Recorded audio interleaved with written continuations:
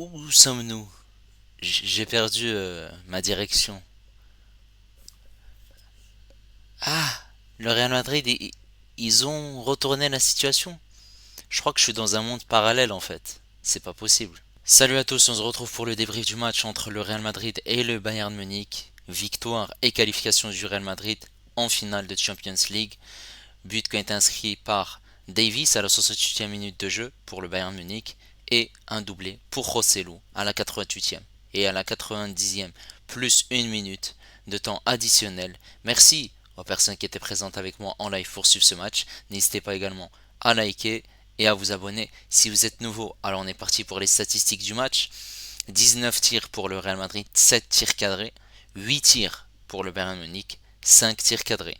58% de possession de balle pour le Real Madrid, 42 pour le Bayern Munich, 636 passes pour le Real Madrid, 484 pour le Bayern de Munich, 89% de précision de passe pour le Real Madrid, 85 pour le Bayern de Munich, 12 fautes madrilènes, 10 fautes bavaroises, on a eu un carton jaune pour le Real Madrid, il y a eu 2 hors-jeu pour le Bayern de Munich, 8 corners pour le Real Madrid et 4 pour le Bayern Munich. Et maintenant on est parti en image pour les 3 buts du match. Et un fait d'arbitrage, on va bien parler dessus. Alors ici, vous voyez que il y aura un très bon retour d'un joueur du Bayern de Munich pour pouvoir récupérer ce ballon. C'est Pavlovic qui récupère, qui s'oriente vers le but, qui met un très très bon ballon au milieu de terrain pour Harry Kane. Harry Kane qui fait la passe sur ce côté gauche. Davis qui est lancé. Davis qui va être servi. Davis qui va rentrer dans cette surface de réparation. Il va temporiser. Il va faire un crochet. Et il va tirer et mettre un magnifique but qui va permettre au Bayern de Munich de mener 1-0 dans ce match et d'être qualifié provisoirement pour la finale de Champions League. Ensuite, il y aura une récupération de la part du Real Madrid suite à une mauvaise relance du Bayern de Munich. Voilà, ils vont jouer très rapidement. Le ballon va partir pour Bellingham et ensuite sur Vinicius. Vinicius qui va temporiser. Vinicius qui va tirer. Et il y aura cet arrêt de Manuel Neuer. Manuel Neuer qui va malheureusement mettre ce ballon dans sa zone, dans ses 5,50 m. Et dans ces 5,50 m, il y aura Joselu qui va tirer et mettre l'égalisation dans ce match. Et le Real Madrid qui revient 1-1 dans ce match. Ensuite, quelques minutes seulement après, voilà, il y aura un corner qui va être joué. Et ensuite, il y aura un centre de Vinicius qui va être mis dans cette surface de réparation. Nacho qui va être dans cette surface de réparation va mettre un très bon ballon et orienter pour Antonio Rudiger. Et Antonio Rudiger voit que Joselu fait un appel dans cette surface de réparation. Il n'y a pas d'hors-jeu. Vous voyez qu'il y a un trait rouge. Joselu est bien aligné avec le défenseur bavarois De Ligt. Voilà. Et donc, la passe est magnifique. Et Joselu qui a la conclusion, qui met un doublé et qui permet au Real Madrid de passer devant dans ce match. Et au début, le but était refusé, pensant que c'était une position de hors-jeu, mais finalement, le but a été accepté. Et maintenant, on est sur un fait d'arbitrage où là, il y a un gros débat. Ici, vous voyez qu'il y a un joueur bavarois qui va donner un très très bon ballon. Donc, on voit que De Ligt est à côté de Rudiger. Il n'est pas hors jeu, puisqu'en fait, cette action va être signalée hors jeu par l'arbitre de touche. Et ce qui va se passer, c'est que Mathias De Ligt, vu qu'il y a eu ce coup de sifflet de l'arbitre, il va quand même continuer, tirer, et ça va rentrer, mais l'arbitre a refusé et il a dit que comme il y a eu ce coup de sifflet, pensant que l'arbitre de touche avait signalé un hors-jeu, donc il va pas revisionner ces images à la VAR. Et De Ligt, après le match, a parlé en zone mixte et a dit: c'est honteux.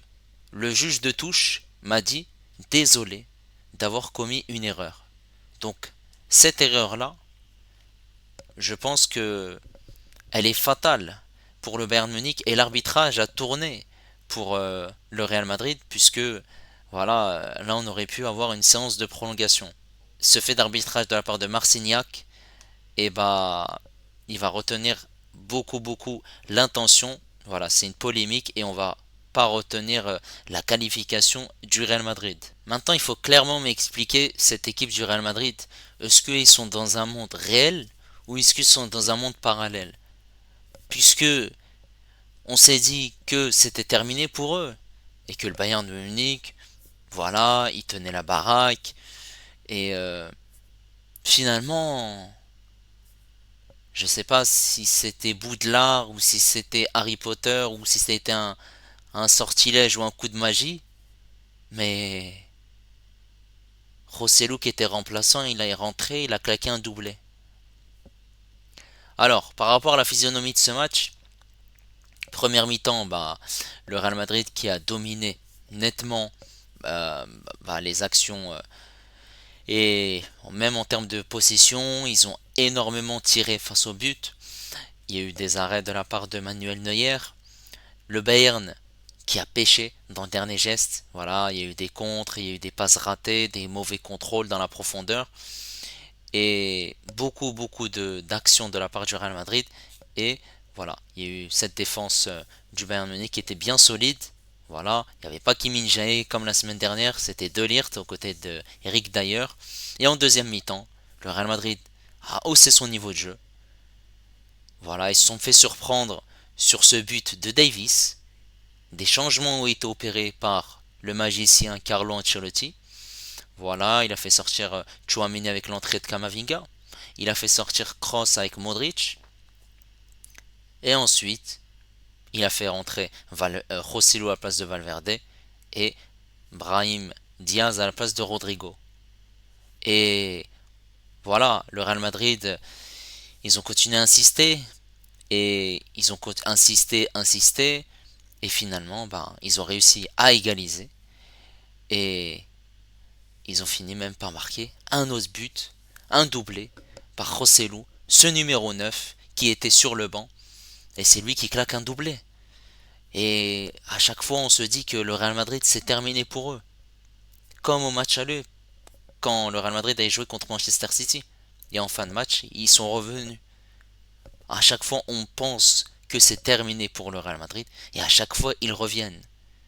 Donc, voilà, c'est des Avengers. Tu penses que c'est terminé pour eux, mais non, ils sont invincibles.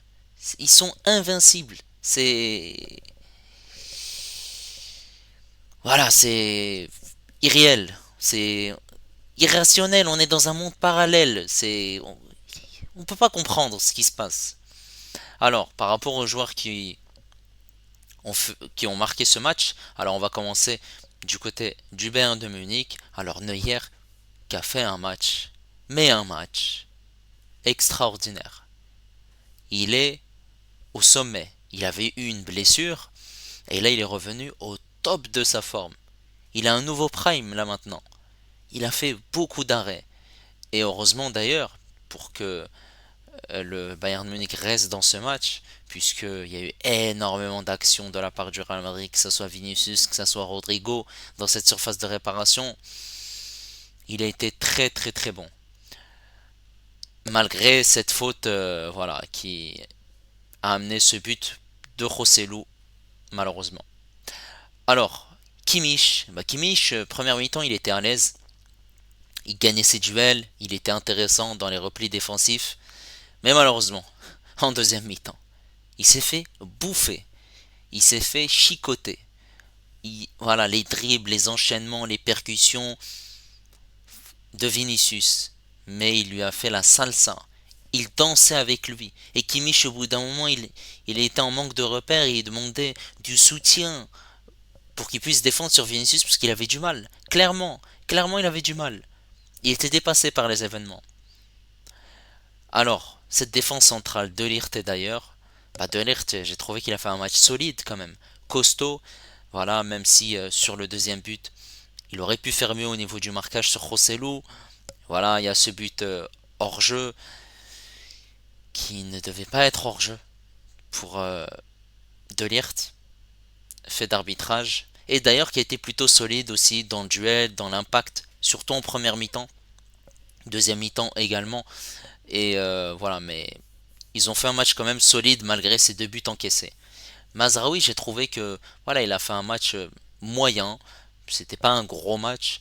Défensivement, bah, il a fait ce qu'il pouvait. Il a été intéressant. Par contre, offensivement, j'ai trouvé qu'il avait un peu plus de mal.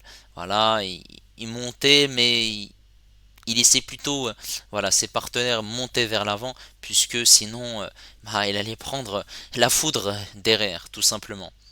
Ensuite, ce milieu de terrain, Leimer Pavlovic, bah, j'ai trouvé que Leimer, il a fait ce qu'il pouvait dans ce match, il a été plutôt intéressant dans l'engagement défensif, mais j'ai trouvé que cette paire, voilà, Pavlovic a été intéressant sur voilà, la ressortie du ballon et c'est lui qui est à l'origine du but de Davis. Par contre, ils avaient un peu plus de mal à jouer rapidement, surtout en première mi-temps, pour donner des très bons ballons aux attaquants, malheureusement. Ça n'a pas été assez fluide pour le double pivot Leimer-Pavlovic. En attaque, Gnabry, il est sorti rapidement sur blessure, malheureusement, avec cette entrée de Davis qui a joué ailier gauche. J'ai trouvé que dans un poste qui n'était pas le sien, il était plutôt intéressant, explosif. Il a eu beaucoup de vivacité, il se projetait énormément. D'ailleurs, il a marqué un très très bon but. Et voilà, il jouait sur un poste voilà, qui n'était pas le sien. Voilà, il faisait beaucoup d'allers-retours pour essayer aussi d'apporter du soutien à Mazraoui. On a aussi Sané qui a énormément tenté dans ce match, mais il a beaucoup raté dans le dernier geste. Beaucoup de contrôle, beaucoup de passes aussi ratées, malheureusement. Moussiala aussi, il a tenté pas mal, mais malheureusement, ils n'ont pas eu de réussite. Et Harry Kane, bah, j'ai trouvé qu'il a réussi quand même à avoir des occasions, mais il n'a pas été lucide face au but de Lunin, malheureusement. Et le Real Madrid, bah, alors, Lunin, bah, il a été intéressant sur les arrêts qu'il devait faire, il a été très bon. Et maintenant, cette défense. Alors, Rudiger, Nacho, c'était une défense imperméable. Ils ont été très bons. Certes, Rudiger, voilà, sur le but de Davis, il se fait manger, il se fait avoir sur les dribbles, mais il est passeur décisif sur le but de Joselu. Il a été très bon dans l'engagement défensif, dans l'apport aussi. Très intéressant Rudiger. Nacho également, très intéressant. D'ailleurs, c'est lui qui fait la passe à Rudiger. Et Rudiger qui met cette passe décisive à Joselu. Très bon cette charnière du Real Madrid. Carvajal qui s'est donné corps et âme. Il a tout donné sur le terrain et on voit que la présence d'un Carvajal, bah, c'est pas la même chose quand il y a Lucas Vasquez. Carvajal, il l'a taclé, il avait du vice et il a mis beaucoup d'impact dans l'agressivité, dans l'engagement sur le terrain. Voilà, ça a montré une force de la part de Carvajal et tant mieux pour le Real Madrid. Ensuite, ce milieu de terrain, Tchouaméni, Kroos et Valverde, bah, ils ont été plutôt intéressants. Kroos était très très bon. Il a fait un gros match.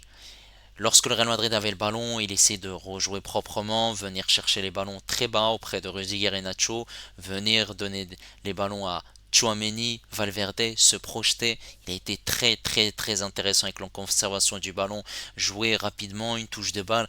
C'était très technique de la part de Kroos. Il a fait un match impeccable. Ensuite, Chouameni et Valverde, ils ont fait un bon match quand même dans l'engagement. Ils ont essayé de ressortir les ballons proprement, jouer rapidement et lancer les attaquants devant. Bellingham, bah, malheureusement, offensivement, il n'a pas été bon, mais il a fait un match quand même assez costaud. Défensivement, où il s'est donné corps et âme aussi. Et lorsqu'il est sorti, on a vu qu'il y avait un hématome sur son visage. Voilà, ça montre qu'il a été combatif dans les duels, dans l'intensité dans le match. Voilà. Et on sait que lorsqu'on joue au Real Madrid, bah, les joueurs ils sont transcendés. Et en attaque, on avait Vinicius et Rodrigo. Vinicius, mais il a fait un match extraordinaire. Extraordinaire. Extraordinaire. Il a été partout. Première mi-temps, voilà, il a créé pas mal d'occasions. Il a été intelligent du par son placement, l'explosivité, aussi ses dribbles. Et en deuxième mi-temps, Il a épuré son jeu, il a été très bon. Voilà, il a créé cette occasion où il a tiré, il y a eu l'arrêt de Neuer, le but de Rosselló. Il a été très bon dans l'utilisation du ballon. Il a fait un match incroyable aussi lorsqu'il est rentré dans la surface de réparation, les doubles contacts, les dribbles, les enchaînements, les percussions, les tirs aussi. Après, voilà, toutes les frappes qu'il a fait, s'ils sont pas rentrés, c'est parce qu'en face on avait un œillère prime, un œillère des grands soirs. Et Rodrigo aussi, qui a été intéressant aussi de par son placement, son jeu, voilà, sa bonne entente avec Vinicius, ses appels aussi. Il s'est créé des occasions et voilà, il y a eu du déchet un peu dans son jeu. Voilà, ça partait à côté, en haut. Il y a eu les arrêts aussi de Neuer. Et aussi un fait très important, c'est que lorsque le Bayern a marqué, et ben Thomas Tuchel a fait un changement. Il s'est dit que c'est bon, on va garder ce score de 1-0 et on va verrouiller derrière. On va mettre un cadenas, on va jeter la clé et on va mettre un troisième défenseur, Kim Min-jae, qui avait fait un match catastrophique au match aller.